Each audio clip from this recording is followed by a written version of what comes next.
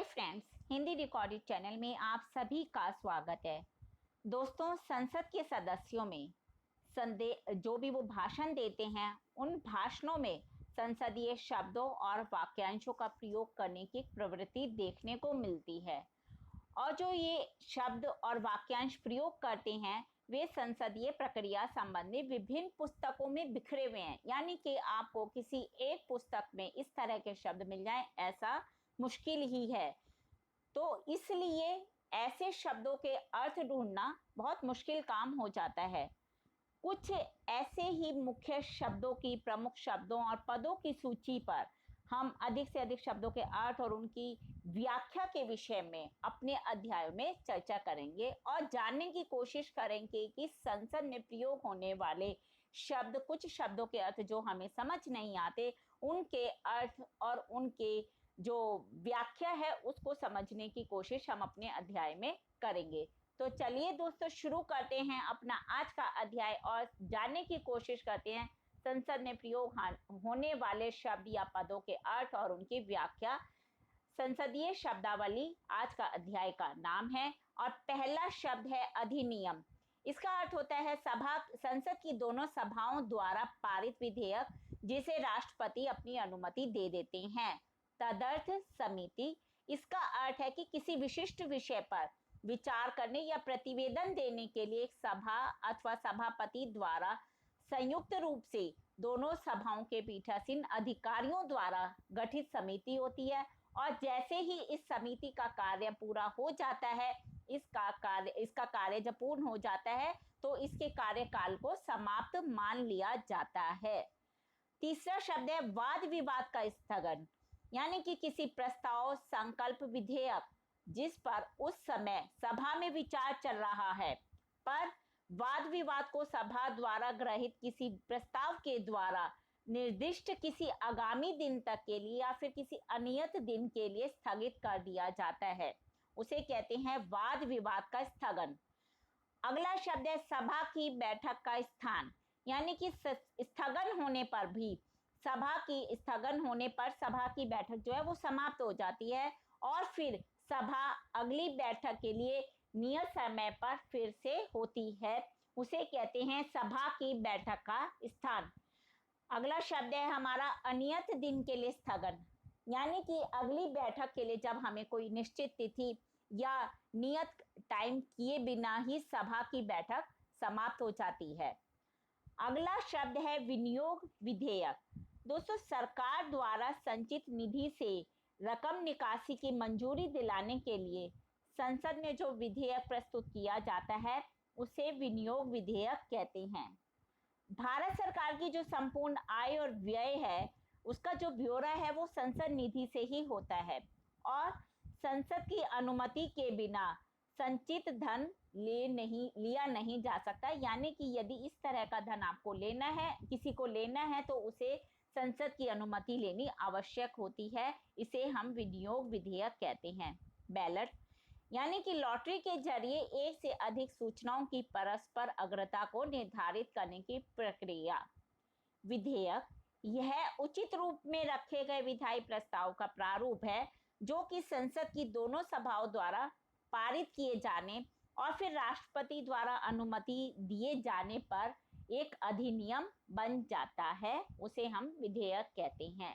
Budget, किसी वित्त वर्ष के लिए भारत सरकार की जो आय है और व्यय है उसका वार्षिक विवरण बजट कहलाता है। राज्यसभा के सभापटल पर बजट दो भागों में, एक होता है रेल बजट और एक होता है सामान्य बजट के रूप में रखा जाता है। चलिए दोस्तों, अगला शब्द है संसदीय समाचार। इसमें राज्यसभा का संसदीय समाचार अभिप्रेत है और यह दो भागों में प्रकाशित होता है। पहले भाग में सभा की प्रत्येक बैठक की कार्यवाही का जो संक्षिप्त विवरण होता है वह होता है और दूसरे भाग में सभा या समितियों के कार्य संबंध या और किसी मामले या जो भी सभापति के विचार होते हैं उसमें सम्मिलित किए जाते हैं, उसके संबंध में जानकारी दी जाती है। बैठकों की सारणी क्या होती है? बैठकों की अस्थायी सारणी राज्यसभा की बैठकों के दिवसों यानी कि दिनों और उन दिनों पर सभा द्वारा संपन्न किए जाने वाले कार्य के स्वरूप को दर्शाती है। ध्यान आकर्षण यानी कि एक ऐसी प्रक्रिया जिससे सदस्य बिना देर किए लोक महत्व के मामले पर मंत्री का ध्यान आकर्षित कर सके। मंत्री उस पर फिर संक्षिप्त वक्तव्य देते हैं और उसके बाद सदस्य उस पर स्पष्टीकरण मांगते हैं। निर्णायक मत क्या होते हैं? किसी मामले में मतों की संख्या जब समान होती है तब सभापति या फिर उस हैसियत से कार्य कर रहे सदस्य द्वारा दिया गया जो मत होता है वह निर्णायक मत कहलाता है। क्रॉसिंग द फ्लोर, जब कोई सदस्य या सभापीठ बोल रहा हो, भाषण दे रहा हो, उसके बीच में कोई सदस्य उठकर जाए, इसे संसदीय शिष्टाचार का उल्लंघन माना जाता है। अनुदान मांग मंत्रालय विभाग के योजना तथा गैर योजना व्यय को पूरा करने के लिए बजट आवंटन का निर्धारित किया जाना अनुदान मांग कहलाता है। दोस्तों, मत विभाजन यह सभा के समक्ष प्रस्तावित उपाय या प्रश्न पर उसके पक्ष विपक्ष में मतों को अभिलिखित करके किसी निर्णय पर पहुंचने का एक तरीका है। लॉटरी निकालना, इस पद्धति का उपयोग गैर सरकारी सदस्यों के विधेयकों और संकल्पों और एक ही दिन लिए जाने के लिए एक से अधिक सदस्यों द्वारा साथ साथ दी गए प्रश्नों की सूचनाओं, आधे घंटे की चर्चा या किसी अन्य सूचना की सापेक्षिक पूर्ववर्तीता का निर्धारण करने के लिए किया जाता है, यानी कि फिर लॉटरी निकाली जाती है। कार्यवाही में से निकाला जाना कोई मानहानिकारक, अशिष्ट या असंसदीय, गरिमा रहित शब्द या फिर कोई वाक्यांश या आपकी कोई अभिव्यक्ति को सभापति के आदेश से राज्यसभा की कार्यवाही या अभिलेख में से निकाल दिया जाता है। वित्त विधेयक क्या होता है? यह विधेयक अगले वित्त वर्ष के लिए भारत सरकार के वित्तीय प्रस्तावों को लागू करने के लिए सामान्यतः प्रति वर्ष पुनः स्थापित किया जाता है और इसमें किसी अवधि के लिए अनुपूरक वित्तीय प्रस्तावों को लागू करने वाला विधेयक भी शामिल होता है। वित्तीय कार्य, सभा के वित्तीय कार्य में रेल और सामान्य बजट तथा अनुपूरक अनुदान मांगों के विवरणों को उनके लोकसभा में प्रस्तुत किए जाने के बाद सभा पटल पर फिर रखा जाता है और उसके बाद सामान्य और रेल बजटों पर सामान्य चर्चा होती है। संबंध विनियोग विधेयक तथा वित्त विधेयक पर विचार व फिर उन्हें लौटाया जाता है। ऐसे राज्य जो राष्ट्रपति के शासन के अधीन हैं के बजट जो होते हैं, इन सबको सभा पटल पर रखा जाना वित्तीय कार्य के अंतर्गत ही आता है। आधे घंटे की चर्चा, सभापति के अनुज्ञान से कोई सदस्य पर्याप्त लोक महत्व के किसी ऐसे मामले पर चर्चा आरंभ कर सकता है जो हाल ही में किसी मौखिक या लिखित प्रश्न का विषय रहा हो और फिर जो उसका उत्तर है उसको किसी तथ्यपूर्ण मामले पर स्पष्टीकरण की आवश्यकता भी होती है। राजपत्र, ये इसमें भारत का राजपत्र अभिप्रेत है। सभा का नेता, इसका तात्पर्य प्रधानमंत्री से है यदि वह राज्यसभा का सदस्य हो या उस मंत्री से है जो सभा के नेता के रूप में कार्य करने के लिए प्रधानमंत्री द्वारा निर्देशित किया गया हो। विपक्ष का नेता, सभा का वह सदस्य जो उस समय सरकार को उस सभा में सबसे बड़े विपक्षी दल का नेता हो जिसे सभापति ने उस रूप में मान्यता प्रदान की हो। अनुपस्थिति की अनुमति, सभा की बैठकों में अनुपस्थित रहने के लिए इसकी अनुमति प्राप्त करने के इच्छुक सदस्य से इसके कारण फिर ऐसी अवधि बताते हुए एक आवेदन करना होता है जिसके लिए उसे सभा की बैठकों से अनुपस्थित होने की अनुमति दी जाए। विधान कार्य, सभा में किसी मंत्री या गैर सरकारी सदस्य द्वारा पेश किए गए विधेयक का पुनर्स्थापन, फिर उस पर विचार और उसे धारण करना। कार्यावली, यह कार्य की उन मदों की सूची होती है जो कि किसी दिन विशेष को राज्यसभा में अपने उसी क्रम में लिए जाने के लिए निर्धारित की जाती है जिस क्रम में वे दर्ज होते हैं। लॉबी क्या होती है? सभा कक्ष से एकदम सटा हुआ तथा उसी के साथ समाप्त होने वाला बंद गलियारा सा होता है, उसे लॉबी कहते हैं।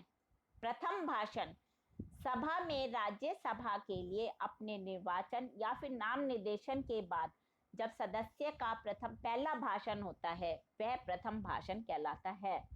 विधेयक का भार साधक सदस्य वह कोई मंत्री या फिर गैर सरकारी सदस्य जिसने सरकारी या गैर सरकारी सदस्य के विधेयक को पुरस्कृत किया है। अनुमति से उठाए गए मामले। दोस्तों, प्रश्नकाल और पत्रों को सभा पटल पर रखे जाने के तुरंत बाद कोई सदस्य सभापति की पूर्व अनुमति से बिना देर किए लोक महत्व के किसी मुद्दे को उठा सकता है। कार्य ज्ञापन। यह सभापीठ द्वारा उपयोग हेतु दिवस की कार्यावली में सूचीबद्ध जो मद होते हैं उनकी घोषणा करते वक्त उसकी सहायता करने के लिए होता है। संदेश। संविधान के अनुच्छेद 86(2) और 111 के अधीन संसद की एक सभा अथवा दोनों सभाओं को राष्ट्रपति का पत्र और संसद की एक सभा द्वारा दूसरी सभा को भेजा गया पत्र ही संदेश कहलाता है। अब हम जानते हैं प्रस्ताव। मंत्री या सदस्य द्वारा सभा को दिया गया इस आशय का औपचारिक प्रस्ताव कि सभा कोई कार्यवाही करे या फिर कोई कार्यवाही किए जाने का आदेश दे या किसी मामले पर अपनी राय व्यक्त करें, और प्रस्ताव की भाषा इस प्रकार की होती है कि जब यह स्वीकृत हो जाता है तो भी सभा के निर्णय अथवा इच्छा करने का द्योतक हो जाता है। अब हम जानते हैं धन्यवाद प्रस्ताव। यह सभा में उपस्थित किया गया एक औपचारिक प्रस्ताव होता है जिसमें राष्ट्रपति द्वारा संविधान के अनुच्छेद 87(1) के अधीन संसद की दोनों सभाओं की सम्मिलित बैठक में दिए गए अभिभाषण के प्रति जो सभा की कृतज्ञता है वह ज्ञापित की जाती है। अगला शब्द है हमारा किसी सदस्य का नाम लेकर उसे अवकारी बताना।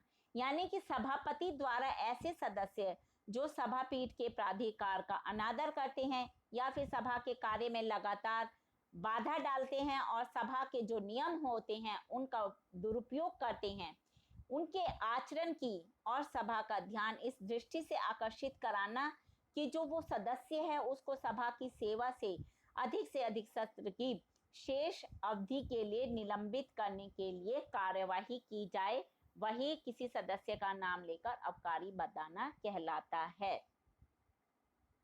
अध्यादेश। संविधान के अनुच्छेद 123 द्वारा प्रदत्त शक्तियों का प्रयोग करते हुए राष्ट्रपति द्वारा जो कानून बनाया जाता है वह अध्यादेश कहलाता है। उप सभाध्यक्ष पैनल।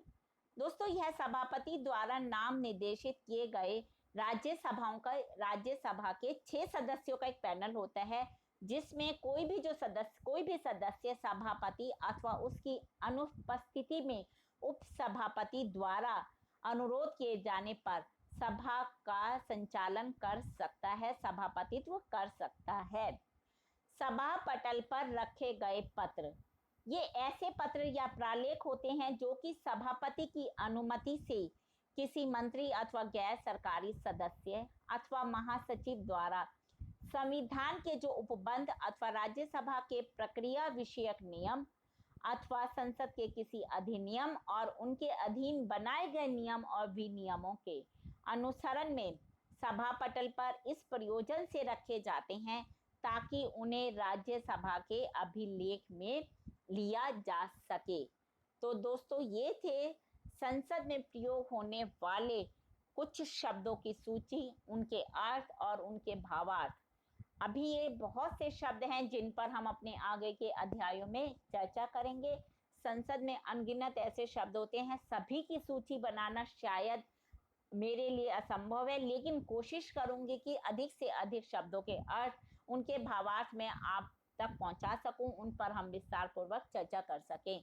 तो दोस्तों, इसी प्रकार के और भी शब्दावली को जानने के लिए या शब्दों के अर्थ को जानने के लिए या हिंदी भाषा के और भी प्रमुख विषयों के बारे में जानने के लिए आपको मेरे इस चैनल को लाइक और सब्सक्राइब करना होगा। दोस्तों, समय समय पर हम और भी जो शब्दावली है, शब्दों के अर्थ हैं, उन पर चर्चा करते रहेंगे। धन्यवाद दोस्तों, आपका दिन शुभ हो।